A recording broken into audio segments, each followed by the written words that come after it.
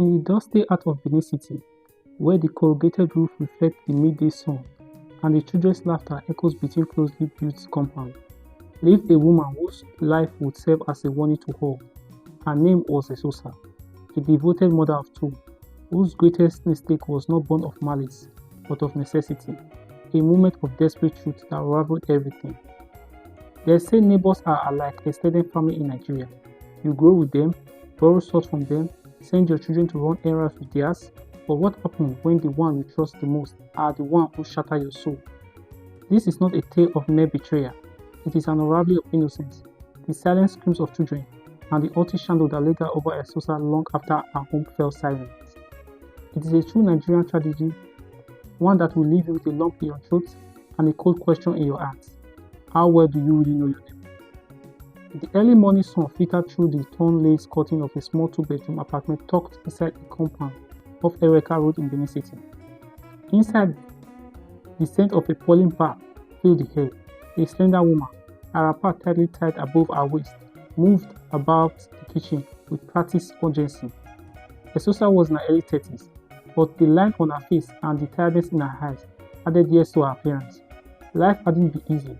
Widowed at 39, left with two children and a heap of debt her late husband never spoke of. She had learned to be strong, even when her bones ached with fatigue. "Osas, Ivie, come and eat before you are late for school," she called out, balancing a cup of hot tea in one hand and a cracked plate of akara in the other. Two young feet came scrambling out of the bedroom. Osas, a boy of 9, and Ivie, his 5-year-old sister, ran into the tiny parlor barefoot. Their school uniform, neatly pressed but faded from years of washing. "Good morning, mommy," they chorused, settling on the warm plastic chair. Esosa smiled faintly. These children were alive. They had never complained, not even when there was no meat in the soup, or even when they patched their socks for the 10th time. Osas had his father's seriousness, always watching, always protective of his younger sister, Ivie. On the other hand, was playful and loud, often making her mom laugh with silly songs. After breakfast, she walked them to the compound gate and kissed them on the foreheads. "Don't follow anybody and come straight home after school. You hear me?" she warned. "Yes, mommy," they said. She walked them towards Oka Primary School, their bag bouncing behind them. Her heart tightened. There were days she couldn't follow them all the way. Today, like many others, she had to rush to her job at the nearby chemist, where she earned just enough to pay rent and buy food. But that day, as she turned back towards the house, a voice called out from behind, "Mama Osas." It was Mama Gloria, her neighbor and closest companion in the compound, a short woman in her 40s.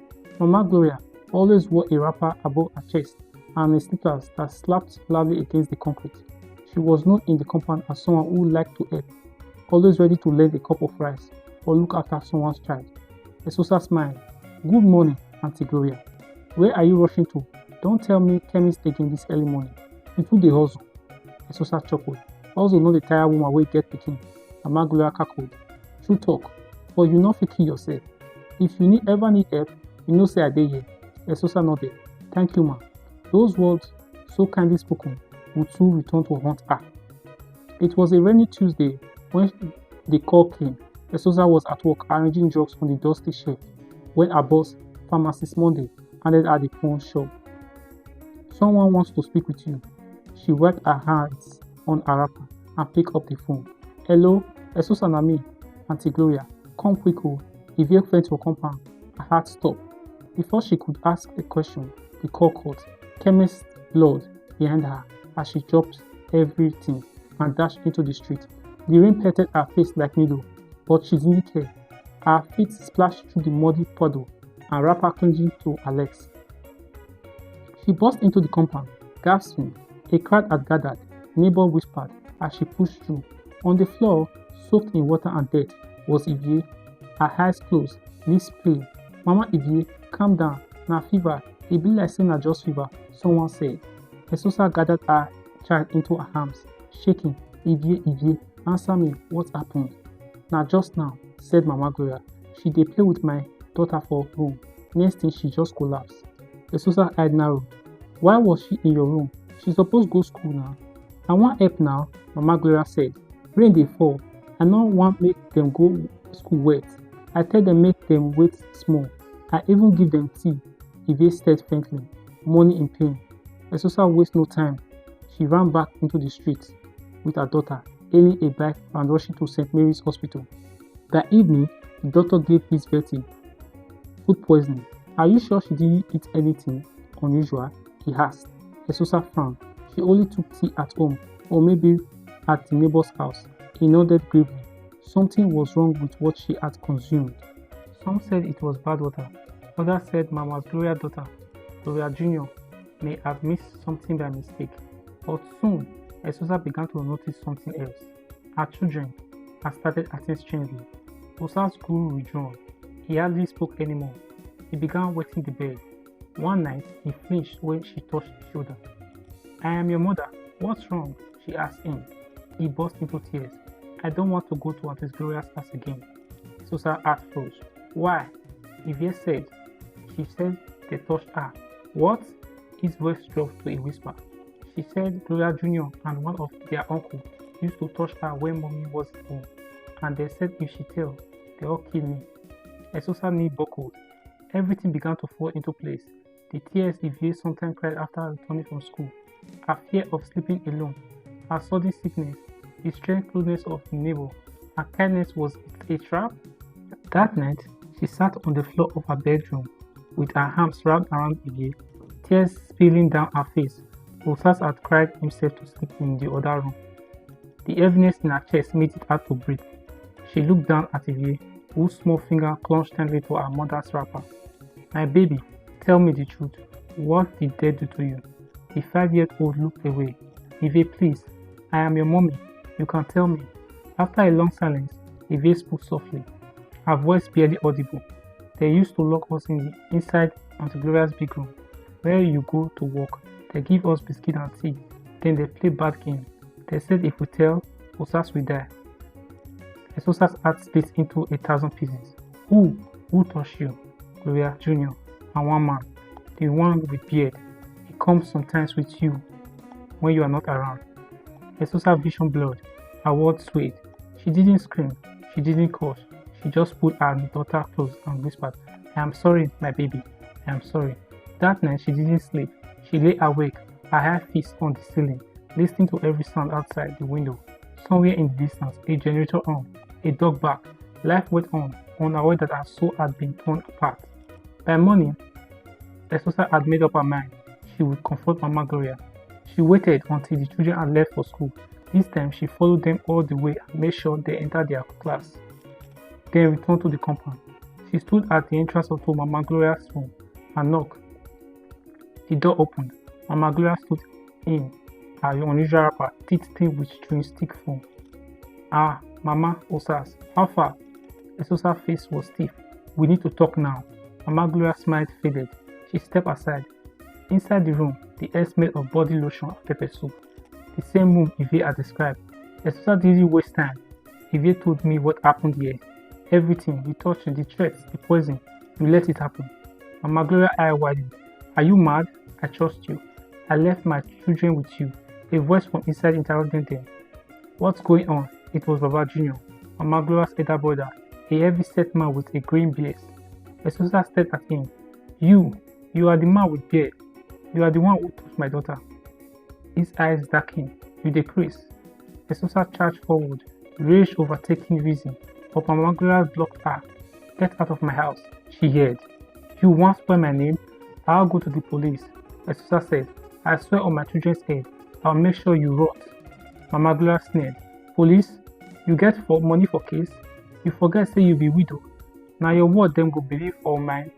Who go stand for you?" Those words sliced Esosa like a dagger. She stepped back, shaking. That night she didn't cry. She began to plot. The next day, Esosa went to Ubo police station. She sat across a tired-looking police officer who barely looked up from his table. She told her story, the abuse, the poisoning, the threats.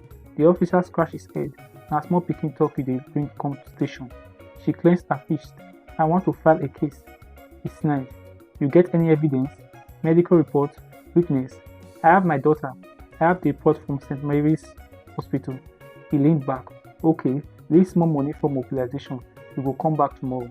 Money? She echoed. Yes now, we need to follow up. She left the station, trembling with rage. The only place she thought she could find justice had turned her grief into a transaction. She knew what that meant. Without bribing, nothing would move. She tried a human rights group, but their office was closed. She tried a lawyer, but he asked for consultation fee she couldn't afford. She was alone. Osas began to change. He was no longer just quiet. He was angry, violent. One evening, he smashed a glass cup against the wall and burst into tears. I told you not to go to work, Mommy. You left us with them. Esosa froze. I am sorry, she whispered, kneeling beside him. He shoved her away. You said you all protect us, but you didn't. You left us to suffer. The world stung. That meant he refused to eat. He sat by the window, staring into the compound. His small face filled with hatred that frightened her. It was then she knew her children were scared in ways no doctor could heal. She made one last move. She borrowed a small recorder from a friend and sent her niece, Blessing, to live with them for a week under the pretense of visiting. Blessing was 15, sharp and fearless. I just need you to go into their room and see if you can get them to talk. If they confess, record everything. Blessing agreed. 3 days later, she returned with a trembling hand and the recording. Esosa listened to it in the dark. Gloria Junior's voice. Make sure you no talk the last one where they talk and mama they shout up and down. Baba Junior, they not fit do anything. Now we get this compound and I go still do one again if I see chance. Esosa dropped the recorder. Her chest tightened. She knew what she had to do. She returned to the police station with tape, hospital report and a written statement. This time, things moved. Baba Junior was arrested and Magloria denied everything, but neighbors began to whisper. Some said they always suspected, others claimed they'd seen strange things, but as the court date approached, things got worse. One evening, Esosa returned from work to find the front door broken and the house ransacked. A note was left on her mattress. Drop the case or you and your children will die. She rushed to the police station. They promised protection, but gave none. She tried to send her children to stay with a distant cousin in Warri, but she couldn't afford the transport. She kept them close instead, praying every night for safety. It happened on Sunday, when she went down to buy food at the market. She was gone for just an hour. When she returned, the compound was unusually quiet. The gate was slightly open. Her heart began to pound. She rushed inside. Her door was open. There was blood on the floor. She screamed. There lying lifeless body in the parlor was Osas, his chest stabbed, his eyes wide open in terror. Ivy was nowhere to be found. She collapsed. The police came. Neighbors wailed. The compound turned into a crime scene, but the suspect had disappeared. Papa Junior had been granted bail. Mama Gloria vanished. Ivy was never found. The case was forgotten. Just like that. 1 year later, Esosa now lived alone in a new apartment on the outskirts of Benin. She didn't smile anymore. She didn't laugh. She visited Osa's grave every Sunday and lit a candle for Ivy, wherever she might be.